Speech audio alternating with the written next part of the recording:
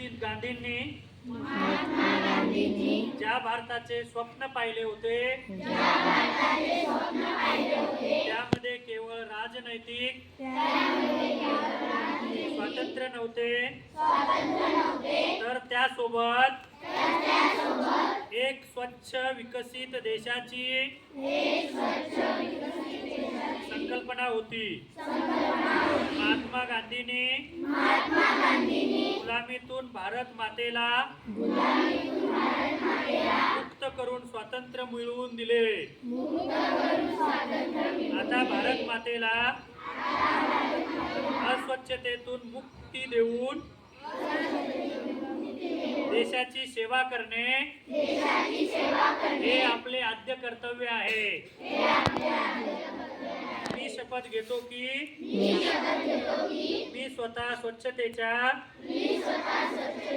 बाबतीत जागृत राहील आणि त्यासाठी वेळही देईल। दरवर्षी 100 तास म्हणजेच प्रत्येक आठवड्यातून 2 तास श्रमदान करून स्वच्छतेच्या संकल्पनेला पूर्ण करेल। मी आज अशी शपथ घेत आहे